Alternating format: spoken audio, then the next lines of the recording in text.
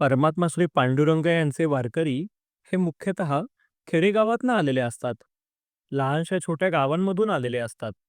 असं असताना सुद्धा इतक्या लाखोच्या संख्यांमध्ये हे वारकरी एका शिस्तीमध्ये, एका तालामध्ये, एका लयीमध्ये परमात्मा श्री पांडुरंगाचं नाम घेत संतांचा जय जयकार करत कसे काय बरं चालत असतात? हाच प्रश्न ज्ञानसेवा प्रतिष्ठानची विश्वस्त सौ मधुरा गद्रे हिला पडला आहे. पाहूया बरं कसं हे उत्तर उलगडतंय या संभाषणातून. संकेत, तुझा वारी विशेष मालिकेचा व्हिडिओ एडिट करून झाला? हो, करतो आता. तुझ्याकडे थोडा वेळ आहे का? हा, बोल ना. मला एक प्रश्न पडला होता. आता जशी आपली पंढरपूरची वारी सुरू आहे, अनेक शेकडो लाखो वारकरी चालत पंढरपूरला जातात. मी यावेळेस वाचलं की 25 ते 30 लाख वारकरी पंढरपूरला चालत जाणार आहेत. दिस इज अ ह्यूज नंबर. आता त्यांचं व्यवस्थापन कसं होतं? तुला वाटत असेल ह्या सगळ्याचं व्यवस्थापन सरकार करतं? नक्कीच. सरकार तर मदत करतेच, पण एवढ्या लाखो वारकऱ्यांची जी काही व्यवस्था करायची आहे, हे वारकरी संप्रदाय शेकडो वर्षापासून स्वतःच करत आलाय. ते कसं? म्हणजे बघ, हे जे लाखो वारकरी आहेत, हे या वारीमध्ये वेगवेगळ्या दिंड्यांमध्ये विभागलेले असतात. आणि या प्रत्येक दिंडीचा एक दिंडी प्रमुख असतो. कोण पुढे चालणार, कोण मागे चालणार, या सगळ्या दिंड्यांचा तो क्रमांक ठरलेला असतो. कोण कुठे मुक्काम करणार हे सुद्धा ठरलेलं असतं.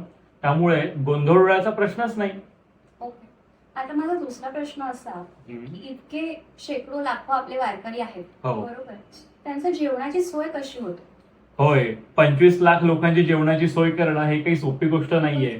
येस, पण अनेक सेवाभावी संस्था असतात, काही पॉलिटिशियन्स असतात, काही असे इच्छुक हरिभक्त सुद्धा असतात, जे अशा वारकऱ्यांची जेवणाची सोय करतात.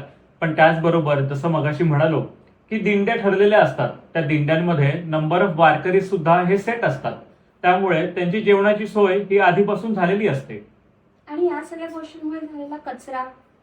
होय, कचरा ही एक गोष्ट आहे जिला अजून व्यवस्थित टॅकल करायला हवं खरं तर. पण आजकाल प्रत्येक वारकरी हा स्वयंशिस्तीत चालत असतो.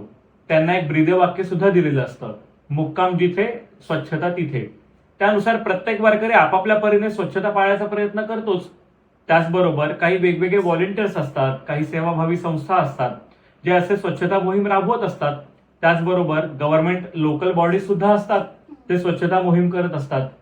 ओके. म्हणजे वारकऱ्यांकडनं आपण डिसिप्लिन सुद्धा शिकलं पाहिजे. Yes, definitely. वारी म्हणजे हा फक्त केवळ प्रवास नाहीये, तो आहे स्वयंशिस्त, सेवा आणि श्रद्धा याचा एक अटूट मिलन. आणि मी ऐकलंय की वारकरी अभंग, नंतर देवाचं नामस्मरण हे सतत करत असतात. होय, खरंय. वारी म्हणजे फक्त 4 लोक आले आणि चालायला लागले असं नाहीये. तर वारीमध्ये प्रत्येक वारकऱ्याचा एक ध्येय असतं. ते ध्येय म्हणजे त्या परमात्मापर्यंत जाऊन पोहोचायचं, त्याचं दर्शन घ्यायचं. आणि मग चालत असताना सोबत हरिनाम, संतांचे अभंग आणि संतांचा जय जयकार हा चालूच असतो. तुला माहिती आहे, मी जेव्हा MBA करत होते तेव्हा मला पीपल मॅनेजमेंट हा टॉपिक होता. रिअली? आणि मला असं जाणवतं हे सगळं ऐकून की वारी हे पीपल मॅनेजमेंट मध्ये एकदम एक्सपर्ट आहे. Yes, definitely.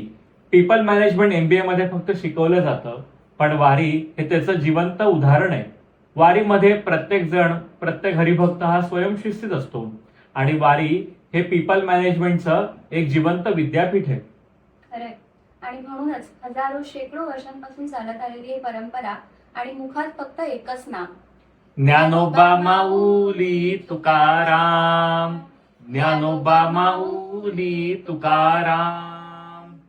वारीमध्ये फक्त समष्टी साधनाच नाही, तर व्यष्टी आणि समष्टी साधना दोन्ही सुद्धा केल्या जातात. रामकृष्ण हरी.